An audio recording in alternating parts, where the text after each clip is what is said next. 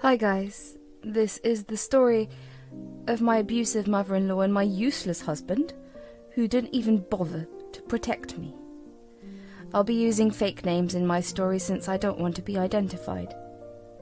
Sharing my story is one thing, but handling real-life drama is another, so I don't want anyone to find me. Let's say my name is Peyton. Grant is my husband and Joanne is my mother-in-law. There's also my grandma Lily, who is the sole reason why I'm still alive today.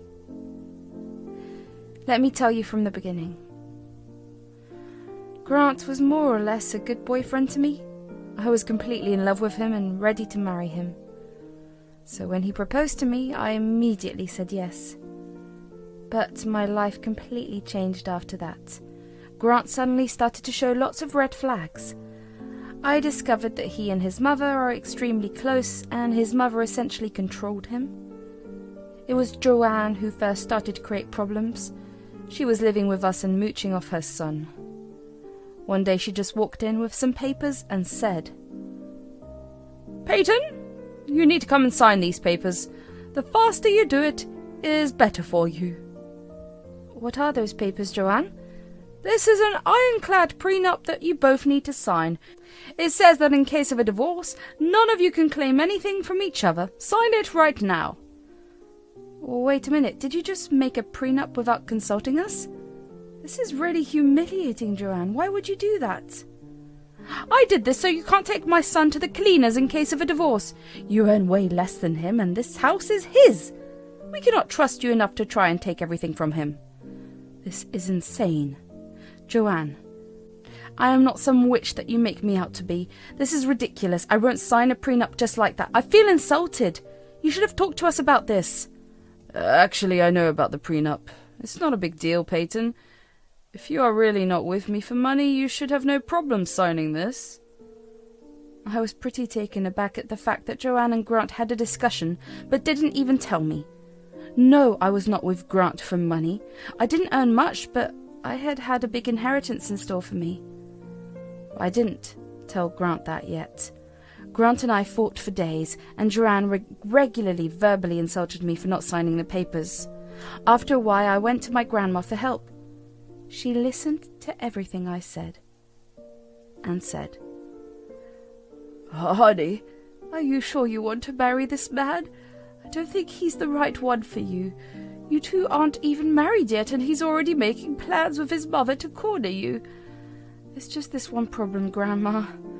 I really love Grant, and he loves me too. I really can't imagine marrying someone else. He is a good man."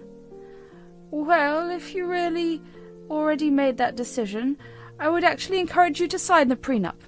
I'll send my lawyer to read through the terms, but I have a request to make. You should never mention that your grandparents are millionaires. I don't want them to know." "I haven't told them anything yet, Grandma, but why don't you want me to say it?" "I understand things better than you, Peyton. You're seeing them with rose-tinted glasses. Your grandfather and I worked hard to build this fortune. I don't want anyone to take advantage of you and steal your money." "Grandma, you don't have to worry about that. I won't tell them anything since you asked me not to. Besides, Grant is a good man, and he will never do that. If his mother becomes too much, I'm sure he'll protect his wife." I was wrong, you know. Grant was a horrible man, and his mother was much worse than I knew. I gave in and signed the prenup, and later realized what a wise decision it was. As soon as we got married, Joanne started to abuse me regularly. Even after signing the prenup, she verbally and sometimes physically abused me. I'm too ashamed to speak of the things she did, but I will mention one incident. This incident is important because it was the turning point of my marriage. One day when I was home after work, Joanne came storming into my room with a smirk on her face. She handed me a big bag of clothes and demanded that I wash them. I didn't protest because I was used to this behavior. I knew that if I refused to do it, she would tell Grant, and then the two would verbally abuse me. It was a routine.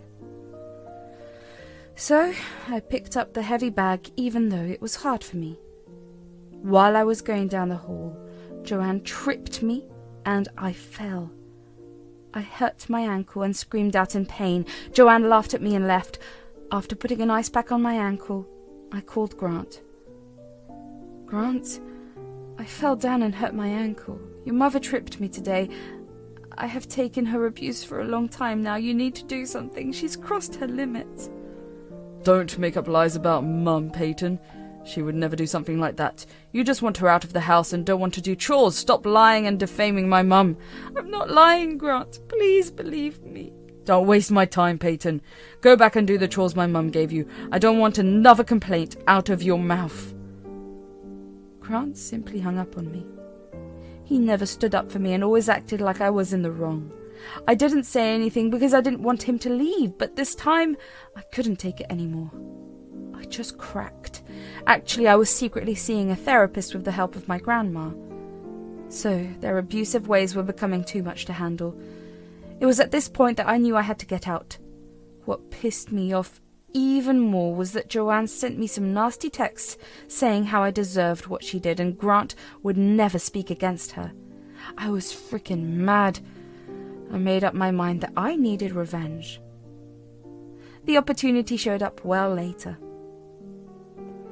My grandma passed away. I was sad but relieved because she was in a lot of pain. I couldn't stand to see her in so much pain. I stayed strong, thinking that she had finally reunited with my granddad and was now free from pain. Grant didn't even help me, even a little, when my grandma passed away. He didn't even show up to the funeral or anything. But he got to know that I received $250 million as an inheritance. Yes, they were that rich. Grant absolutely lost his shit with shock. He was being extra nice to me when we went home. The next day, another surprise awaited me. Joanne was at the foot of my bed looking very sweetly at me. I was surprised to find her in my room looking creepily at me. I honestly didn't know what to think of it. In my mind, I could see this coming. Still watching my abusive mother-in-law change her face was starting to creep me out. I said, "What are you doing here, Joanne? No one told me you were coming today. Hell, why were you staring at me in my sleep?" "Oh, I came early so that I can help you with the chores. I made you tea and it's right beside the bed. I know how much you love tea, so I ordered a special batch for you." "You didn't answer why you were sitting in my room when I was sleeping?" "Honestly, Joanne, it is creepy as hell." "I was trying to massage your feet, Peyton. I know you hurt your feet while carrying my laundry that day. Your feet must be so sore, so I thought maybe I could massage it for you." "You literally tripped me that day, Joanne. How dare you show up and try to massage my feet? Don't you have any shame?" Now, you don't have to be so dramatic about that one. It was an honest mistake. I didn't know you would fall or that the load was so heavy. I already massaged your foot and made up for it, didn't I? You think massaging my foot will make up for the way that you have abused me? You are insane, Joanne. Get out of my room. I don't want to see your face right now. All right, I'll be in the kitchen making you breakfast. You don't have to worry about it anymore. I will take care of it. I will also make sure Grant has everything ready as well. You take your time and freshen up." Joanne said that sweetly and left with a skip in her step. Her shift in attitude was making my head spin, even when I was lying down. I felt like she breached my privacy and was acting like a lunatic. Money can really make people do things, you know. Joanne is solid proof of it. Grant must have told her to avoid my inheritance, which prompted her to make this visit a change of heart. But neither Grant nor Joanne knew that none of them would get their hands on my fortune. I had made sure of that. I got out of bed and got dressed in my best set of clothes. It was my day of revenge, and I wanted to look my best. My therapy was working very well, and I finally had the confidence to stand up for myself. I went down to the kitchen with my bag in tow. It had some important documents that I needed to send out today. I guess you can tell what I was about to do. I found Grant with Joanne in the kitchen. They both looked very happy and were whispering something to each other. When they saw me, Their smiles just became 2 times wider. Grant drew the chair out for me while Joanne set about fixing me a plate. I said, "Why did you make breakfast today? I would have done it by myself. You didn't have to trouble yourself with it. Grant hates it when you do something in this house." "What nonsense! I'm happy to do this for you, Peyton. It's not a big deal." "Yes, it's just breakfast. My mum can do this for you. You don't have to worry about any kind of work from now on. Once we sell the house and buy a mansion, I'll look for a housekeeper. Till then, my mother can look after all the chores. I'll help her out too." "You think buying my medicines is a waste of money, but suddenly hiring a housekeeper is cheap for you? Also, how do you plan to buy a mansion? Been robbing a bank recently?" "Don't be ridiculous. We have plenty of money to do everything now. You just got a huge inheritance from your grandmother." "Yes, Grant is right. Finally, we are millionaires now. We don't have to worry about money anymore. Your inheritance would be enough to last us a lifetime. We can do whatever we want now." "Yeah, I've been thinking about quitting my job. I was getting burnt out in this place anyway. Maybe we can take a vacation and have some fun. What do you say?" I started to laugh very loudly at what they said. I couldn't believe my ears. It has been like 1 day since I received my inheritance, and these two have already started to make plans. They really think that I will just hand them over the money and let them do what they want? 1 day of fake good behavior was supposed to wash away years of abuse that I suffered at the hands of my husband and mother-in-law? Joanne and Grant looked a little uncomfortable with my laughter and were trying to look away. Their own plans may have sounded just ridiculous to them too, since they held on to the hope that I would magically forgive them. After laughing for a few seconds, I said, "My God, it's been like 1 day since I got my inheritance. Look how drastically you have changed your tunes. Money does make a difference, doesn't it? Let's not remember the old days now. We had no idea you had such good luck coming your way. We would have treated you better if we knew." "Yeah, you shouldn't be hiding things from your husband and in-laws, Peyton. That was very sneaky of you anyway. What should we do with so much money? I was thinking of a house and a Caribbean vacation." "Don't just say house, Grant. Say mansion or villa. We can even opt for a penthouse. That would suit our status better. We are millionaires after all. All my friends would be so jealous of me." I listened to their banter and then casually took out the documents that I was hiding in my folder. Joanne and Grant looked expectantly at me, as if I was giving them papers saying all the money was theirs now. But they would be in for a shock. I held the papers in hand and said, "I would like to correct you there, guys. We are not millionaires. I am a millionaire now. The money is mine, and I got it as my inheritance."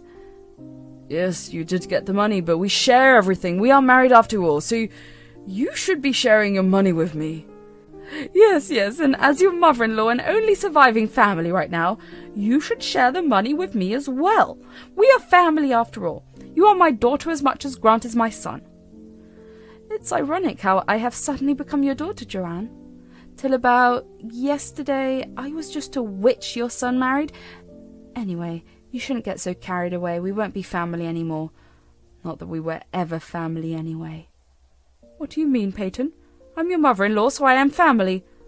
How would you be my mother-in-law when I won't be married to your son anymore? If Grant loses his husband's title, you'll be less than nothing to me. What is the meaning of this, Peyton? Why won't I be your husband anymore? What is going on? Well, I have filed for divorce. I did it the day after my grandma died. I won't be staying with you anymore, Grant. You're a terrible husband and don't deserve to be one. Saying that, I threw the divorce papers on the table. Grant and Joanne both read the papers to check if I was speaking the truth. When they read through the documents, their eyes shot up to the sky. They looked at the papers in disbelief and then gave each other worried glances. I guess they didn't think I would be capable of filing for divorce. They said, "What is this, Peyton? Why have you filed for divorce? This doesn't make any sense." You think I'm weak enough to be stuck in an abusive marriage for the rest of my life? Why are you surprised, Grant? I had told you this was coming. I told you the very day Joanne tripped me. My God, why are you still stuck in the past? I have apologized for it. Plus, it has happened already and I can't change that. You need to be a little forgiving. This is not a big enough problem to warrant a divorce. Mum has already made amends for that. So you, Joanne, confess to tripping me, and all you do is tell me to get over it. Well, get this into your head, guys. I am divorcing you, and you won't get a cent of my inheritance. I can't believe I fell in love with such a vile man like you, Grant. I'm ashamed I tried my best to impress a monster like you, Joanne. But this abuse ends now.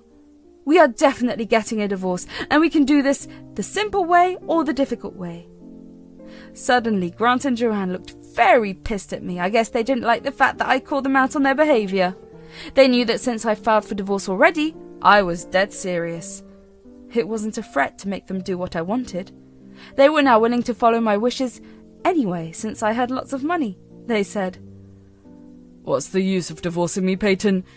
You have more money than me because your inheritance is our marital asset. I will get half of it anyway. You might have half, but most of it will be spent on the lawyer. God, did you forget about the prenup that you and your mother forcefully made me sign? I'm sure my dear mother-in-law can remind you of it. She was adamant we sign a prenup. It suddenly dawned on them that they had screwed themselves over. Back then, they had no idea that I would somehow become a millionaire. They wanted to protect themselves because they knew no sane woman would stay with them after their abuse. The prenup was a way for them to abuse people and not have any consequences for it, but this time they just played themselves. They dug their own graves. They said, The prenup was a long time ago. I'll talk to a lawyer and find out what we can do. We won't let you walk away with all that money. Yeah, you are doing this to threaten us. You can't do anything to us, Peyton. We will take your money and do what we please with it. So, I take it that you will try and fight me in court? Oh, don't worry, Peyton. We will make this hard for you. You can't just decide on your own.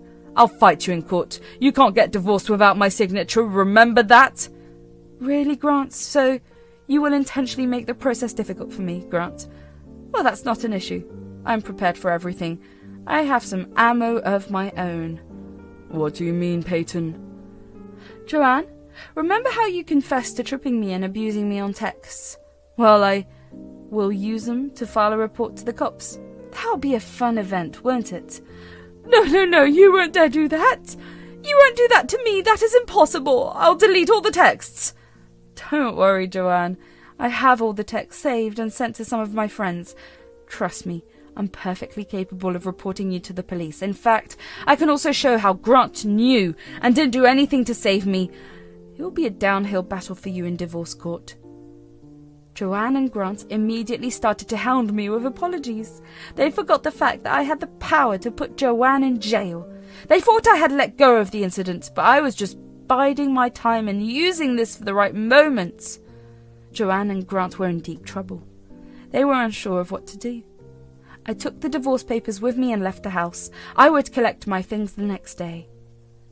Grant and Joanne tried to stop me and said, Don't walk away from us, Peyton. Let's sit and have a conversation about it. We can deal with the situation like adults and not make any rash decisions. Yeah, you have to stay here anyway. Where will you go anyway? Let's talk about it. I'm moving into my grandmother's house. It has already been transferred to my name. I will be living there and waiting for Grant to decide on the divorce. I'm taking the papers with me so that you can't damage them and make me file again. As for my things, I've taken pictures of everything. Don't even think about damaging or getting rid of anything. Grant and Joanne went on trying to stop me, but I had already called a friend who was waiting for me outside. I got into her car and drove off with her. Grant and Joanne stood at the door and stared at us the whole time. After going to my new place, I contacted a moving company and booked them to bring my things from the house. In the months that followed, Grant and Joanne did their best to try and change my mind. I kept reminding them about going to the cops because Grant didn't sign the divorce papers. Grant did talk to a lawyer who told him in no uncertain terms that the prenup was solid and he had no way out. After being threatened by me multiple times, Grant was forced to sign the divorce papers. He didn't want his mum in jail after all. Plus, he knew I would never give him a chance again. Grant and Joanne are currently not talking to each other. Wondering why? Well, Grant did not take the divorce very well and started to blame Joanne for causing problems between us. Grant was sure that Joanne was the reason he missed out on being a millionaire. After having countless fights with her, he ended up kicking her out with nothing. Since Joanne lived off Grant's money, she was left homeless and without funds. Last I heard, Joanne was in a homeless women's shelter with no idea what to do with herself. I did the course of informing everyone what horrible people Joanne and Grant are, so they have been isolated from people. No one really talks to them. As for me, I'm enjoying my new life and casually watching the aftermath. I still stay at my grandma's place since it holds sentimental value to me. From my inheritance, I have donated some money to women's help centres and plan on doing more for them. The rest of the money has been invested and secured for my future family. I still work at my old job since I don't want to sit idle. Life is good so far and I'm hopeful I will meet someone who deserves me.